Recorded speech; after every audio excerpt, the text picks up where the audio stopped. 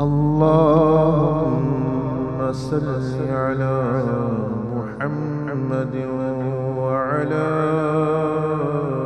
آل محمد كما صليت على إبراهيم وعلى آل إبراهيم إنك حميد مجيد.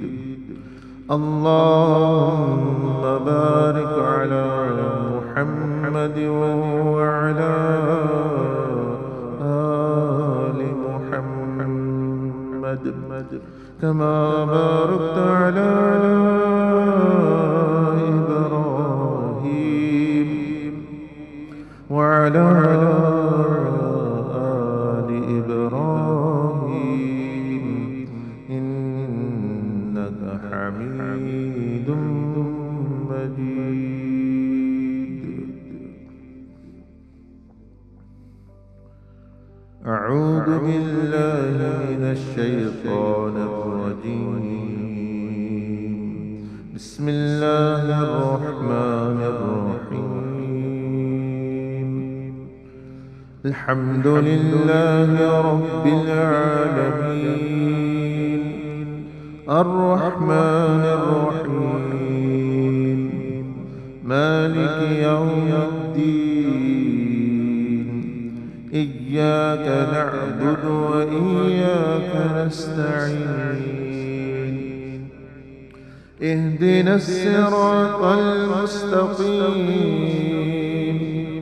صراط الذين أنعمت عليهم غير المغضوب عليهم ولا الضالين.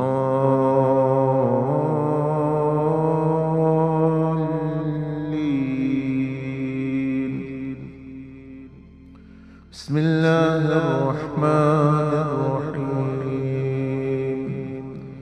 ألف لام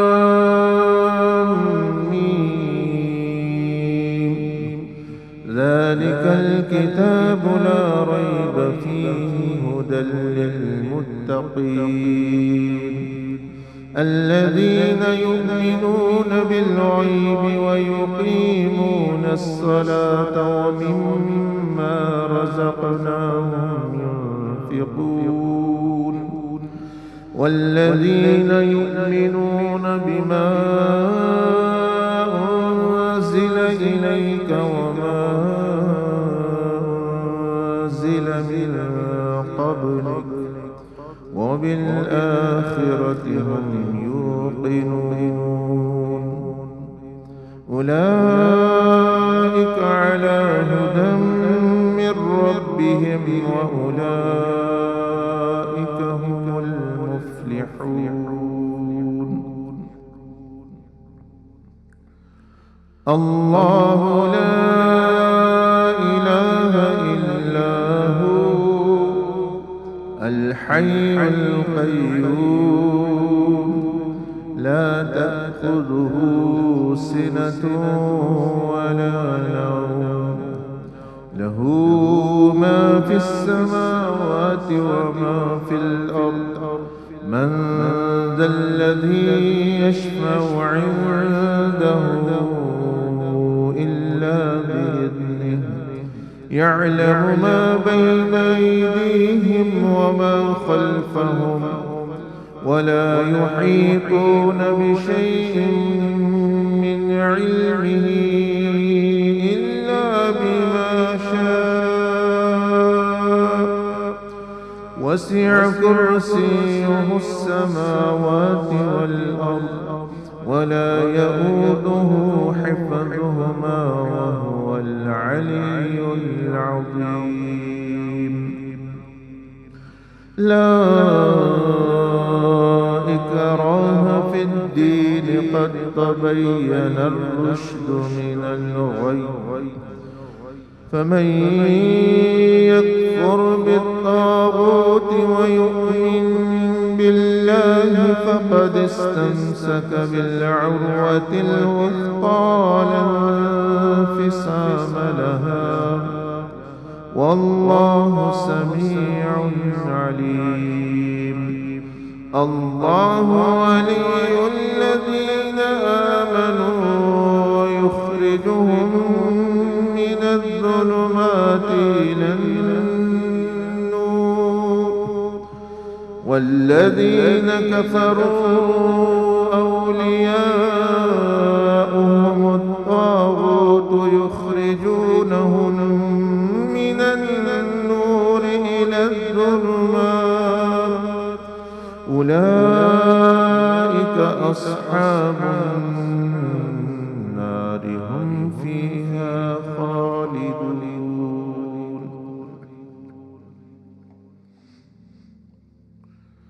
لله ما في السماوات وما في الأرض، وإن تبدوا ما في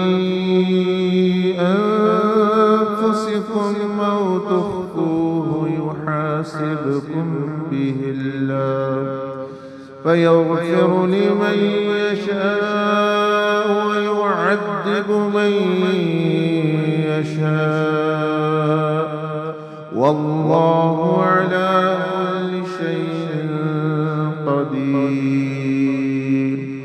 آمن الرسول بما أنزل إليه من ربه والمؤمنون كل آمن بالله وملائكته وكتبه ورسله لا نفرق بين أحد من رسله، وقالوا سمعنا وأطعنا غفرانك ربنا وإليك المصير. لا يكلف الله نفسا إلا وسعها، لها ما كسبت وعليها ما اكتسبت، وربنا لا تؤاخذنا إن نسينا أو أخطأنا، ربنا ولا تحمل علينا إصرا كما حملته على الذين من قبلنا، ربنا ولا تحملنا ما لا طاقة لنا به، واعف عنا واغفر لنا وارحمنا، أنت مولانا فانصرنا على القوم الكافرين.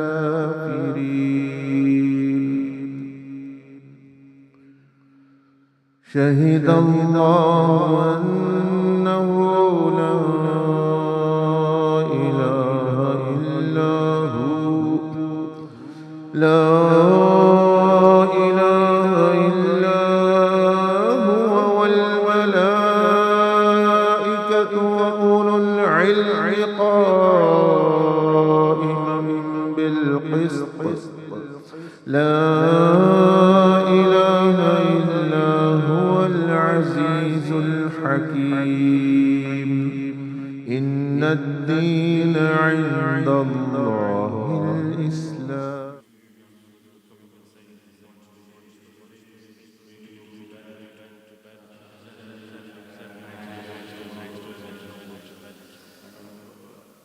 Look, Abdul Samad is gleaming with happiness. Look at that. He sat on the channel, is gleaming with happiness because he really wants to hear the story. So, inshallah, this is a story. There was once, and listen carefully. I shall only say this only once. Only once you'll hear, and that's it, inshallah. And I've said this before as well, but inshallah, listen carefully. So there was once a king, and he was coming to his time of death. He was nearing his age, getting older. But like any other person, like most of us are here, like A lot of our brothers, as you can see, as they're getting older, they're getting younger as well at the same time. So the king also, so the king, so the king also wanted to actually become younger as well. And he heard about this thing. I don't know, have you brothers heard about the water of life? Yeah, Abu Hayat. You've all heard about it, isn't it? Yeah, the brothers, if only we were all thinking, if only we had that Abu Hayat, the water of life. So apparently, whoever will drink this water of life will become young, and all illness will go away, and he'll live a very, very further long and fulsome life even as well.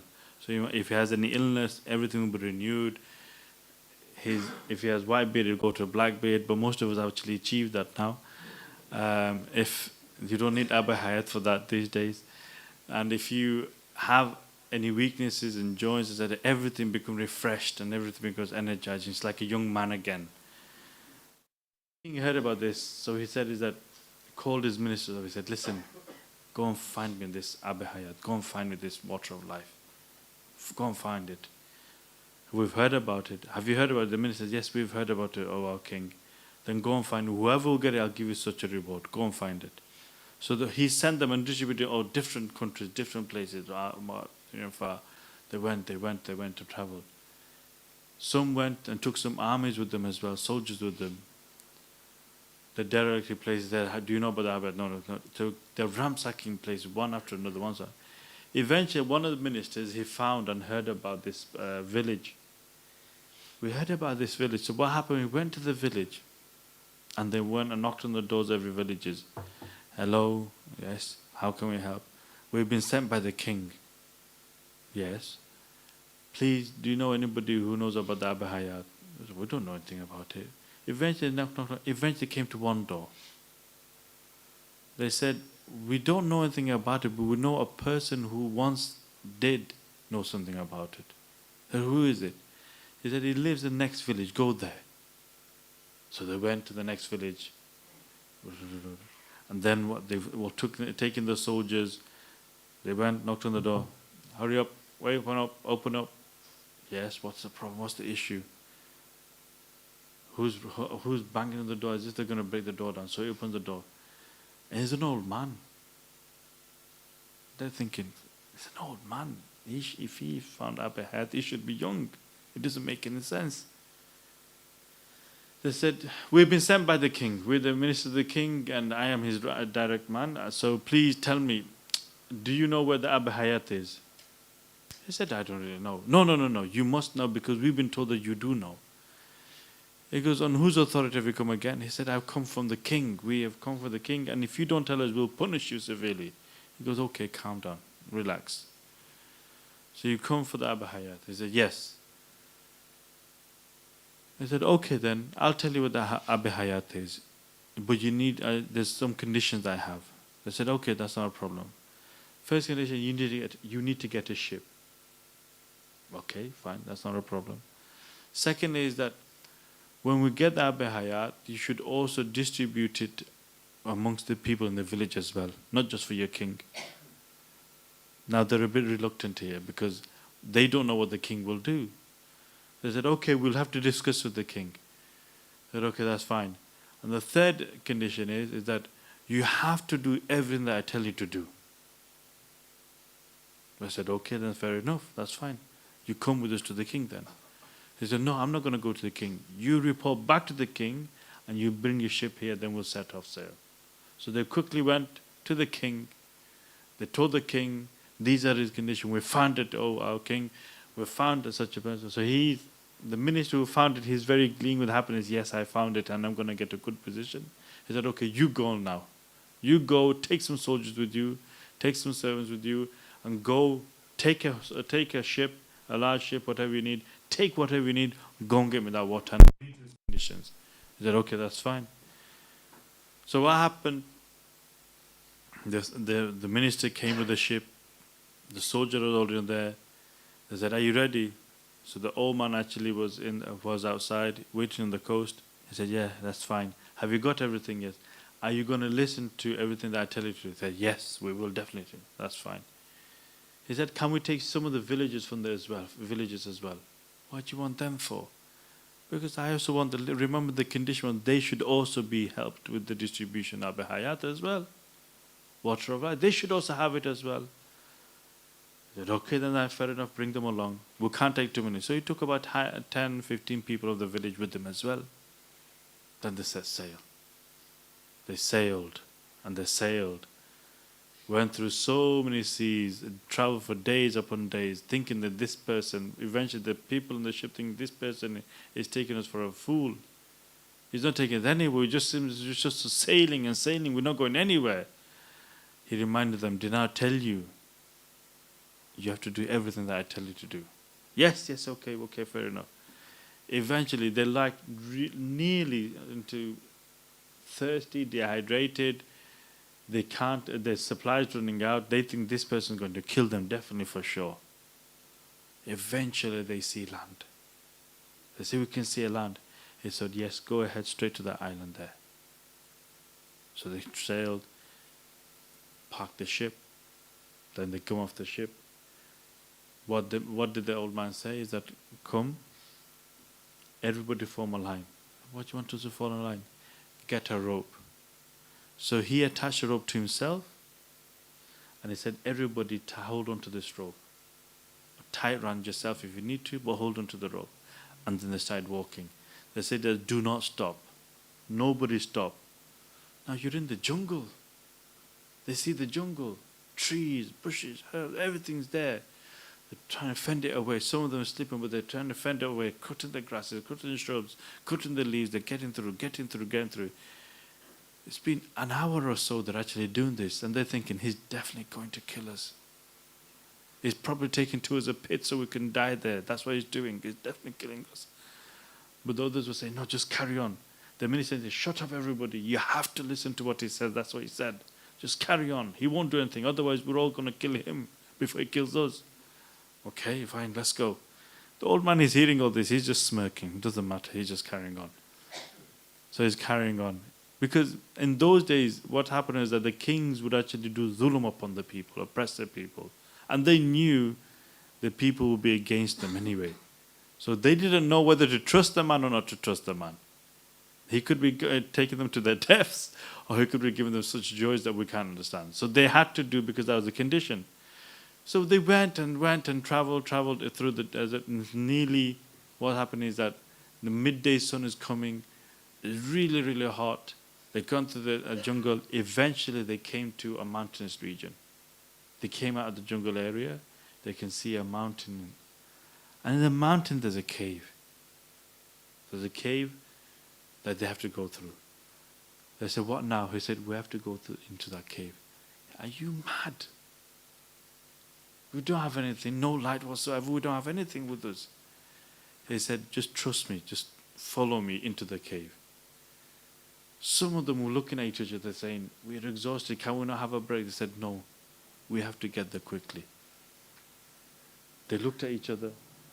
They said, come on, let's go. Some of them were saying, I've had enough. We've been thirsty and hungry for so many days. We went through hours and hours to the jungle. I don't have energy. They untied themselves. They said, we're not going any further. We're staying here. So a few of them dropped out. They said, no, we don't want it. The man looked, are you sure you want to drop out? They said, yes, we've had enough. Okay, you stay here then. So these were some of the army men. They said, we've had enough. We're going to stay here. Some of the villagers still stayed. He told the villagers, you stay put, you have to come, let's go. They said, okay, we'll just follow you, that's fine. Again, the rope is still tied. They went in the cave. Now it's complete pitch black darkness. Pitch black darkness. They can feel coldness because obviously it's cold. There's no light, there's no heat. They're treading carefully, gently. Some of them slipping because of the slip, others are falling with them, but they're trying to help each other to get up. Eventually they're walking. Eventually the others said, I've had enough. Untied. Like this, as they went along, one by one, they're untying. Only a handful were left. They said, don't worry, we're nearly there. They said, we don't see anything, it's just pure black. Are you still even here? They're touching each other. Yeah, you're still here, yeah. Okay, they're still there. From about 50 or so, now there's about 10 left. 10 left. They're still carrying on. They're walking. Now, some of them, the feet are aching, it's bruising, so maybe even bleeding. But the man said, just carry on, just carry on. Eventually, the others also gave up one by one. No, I can't take it anymore. No, I can't take it anymore. Just 3 people left. 3 didn't. One of them was the minister as well. 3 people left. Eventually, as they go, they said, are you holding on? They said, yes. The reason why the minister is holding on is because if he doesn't get the water, he knows his head's going to be chopped off. That's why. The king will actually have his head. So he's clinging on for dear life. Whether the man kills him or the king's going to kill him, he's got no option. He has to hold on. So the ministers held on. They're walking. Eventually, they see a shining light coming from far distant. They see this beautiful fountain, gigantic fountain. And in there, such beautiful fragrances is actually coming out, oozing out. They can see it, find it. After so long period, they're seeing light. Their eyes were drawn, attracted to that light. And light was emanating from the water itself. They said, is this the water of life? They said, yes. Come. When they went, they grabbed whatever they could. Quickly they went and run to the water. They started drinking the water for themselves because they're so thirsty. They drank. They said, eat as much, drink as much as you want. That's fine. It has such good. Drink it. So they also took some water for themselves. Took some water for the king. Packed it up. They could only take so much. They can't say too much. They can't carry so much either. So what happened? They got the water. Now the powerful effect, one of the magical effects, the powerful effect of the water was that they could see in the dark. They were able to see. Before they were blinded, they couldn't see anything. Now they could see. So the man said, now you'll be able to see. You can go now. You go back outside and you wait for me outside. So they went. As they went, they were seeing others on the floor, just sat down, crying, they were weeping. They said, come on, let's go. They said, who's that? Who's this? They said, so we're just hearing voices. You must be a ghost. Oh, go away, we don't know you. They just left them. The old man's coming back. Having compassion upon them, he grabbed each one of them, one by one. He said, come, it's me, I'm the old man. Grab yourself up, pick yourself up. He says, who are you? I'm the old man who brought you here. Pick yourself up, hurry up. You haven't got the water, right? That's fine. Now get up. Why? Why should we get up?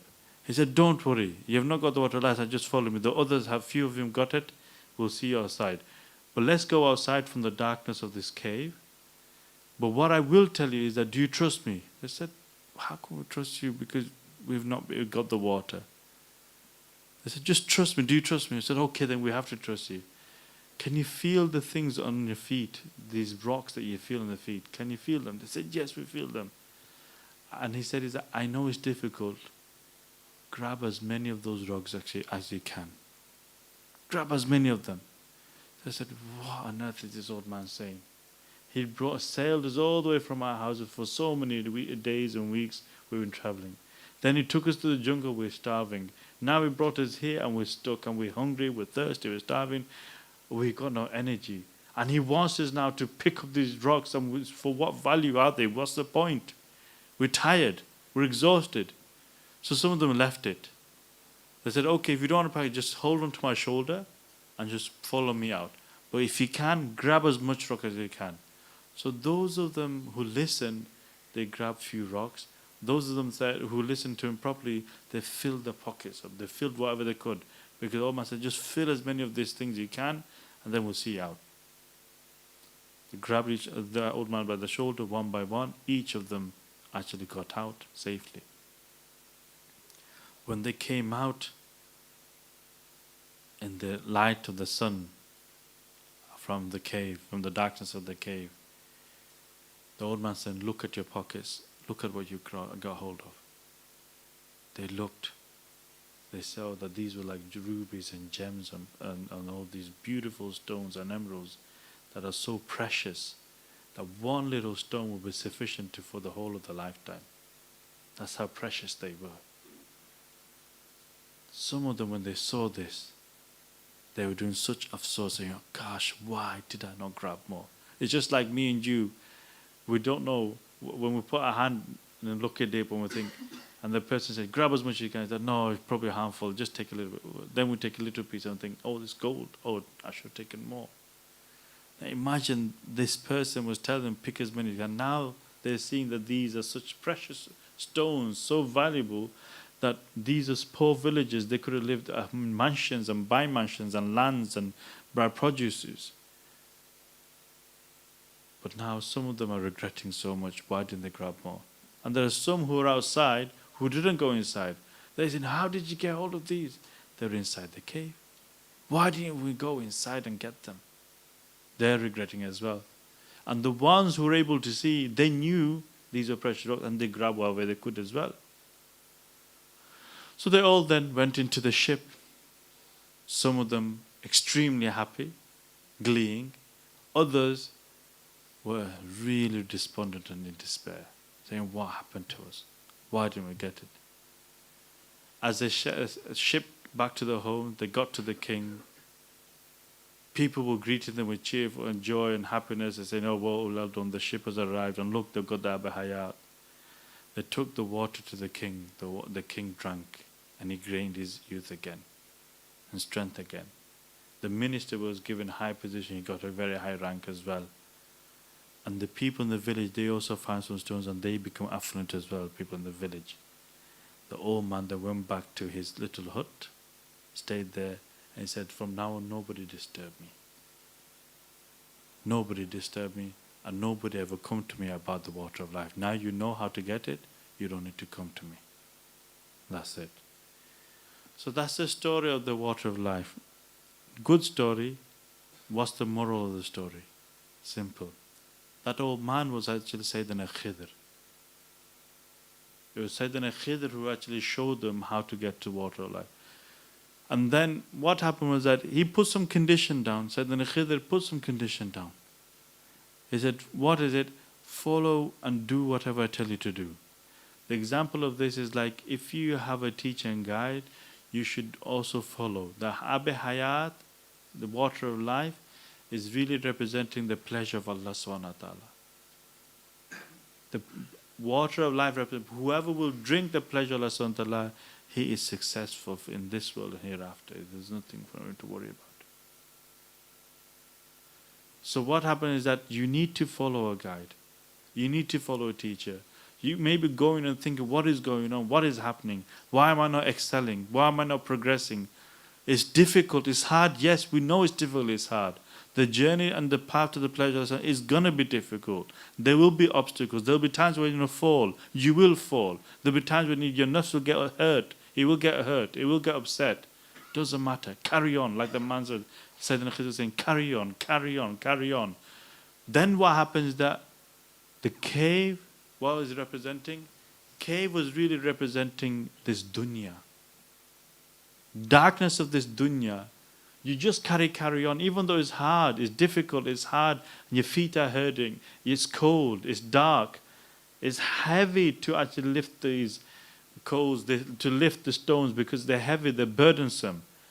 But if you can somehow reach the pleasure of Allah subhanahu wa ta'ala, they're not burdensome, they're very light and easy, and you know the preciousness of the stones. If you can't, okay, you've not seen that. In order to know how precious these stones are, in this dunya, when you go to the light of the akhirah, you'll see how precious those stones are. And what are those stones? Is amal salih and sunnah of the Rasulullah sallallahu alaihi wasallam. When you will see, when you open your eyes, when your eyes shut in the darkness of this dunya and your eyes open in the light of the akhirah, you will regret and say, why didn't I do this? Why didn't I act upon this sunnah? Why did I take these amal salihah? Because all amal salihah, good deeds, are what? Reflection of the sunnah, as sunnah mubarakah of the Prophet sallallahu alaihi wasallam. We do not appreciate the value of sunnah and how precious it is in this world. Only in akhirah you will see how precious they are, how dear and how beloved they are to Allah subhanahu wa ta'ala. And if you really want youth, if you really want to live forever and ever, If you drink from the fountain of the pleasure of Allah subhanahu wa ta'ala, forever and ever in akhirah you will be in youth and you'll be living forever and ever with no ease, no difficulty whatsoever, full of ease, all happiness and joy, no illness, no strains, no difficulties, and be living like a king forever and ever. But you need to make effort for that water. You need to make effort for that precious water of the pleasure of Allah subhanahu wa ta'ala in this world, in order to achieve the eternal pleasure of Allah subhanahu wa ta'ala in the akhirah. So how to achieve that? You need a khidr. You need a guide. That is not sufficient. You need a guide who knows the way. It's not sufficient. Sheikh Fulan, Pir Fulan. That guy should know how to get to the water of life, how to get to the pleasure of Allah subhanahu wa ta'ala. He can guide you there. So once you find, like the ministers, what they knocked on door, not everybody knows to the path to the pleasure of Allah subhanahu wa ta'ala. Not everybody knows. You need to find the right and true guide who knows how to actually take you to the path to the pleasure of Allah subhanahu wa ta'ala. Once you find that guide, stick with him. Stick with him, follow his every word to the latter, as the Sayyidina Khidr said to everybody. If you do that, cling on to him, tie that rope to him, don't let go. There will be times when you want to let go, when you said, I've had enough. Difficulties of life, family pressures, children are pressurizing you, business is pressurizing you, school, education, your own nafs will pressurize you. No, this is not good. It will cave in. You want to cave in. You want to let go. Like Sayyidina Khidr said, grab, don't let go. Stick to me. He did not let go. People did. You do not let go. You stick to them. Like glue, you stick to them. Hold on to that rope until they take you to the water of life. That is when you live, because there's a saying, if you've not loved Allah subhanahu wa ta'ala in this world, you have not lived. If you have not loved Allah subhanahu wa ta'ala in this world, you have not really lived. What's the point of living if you've not tasted that love?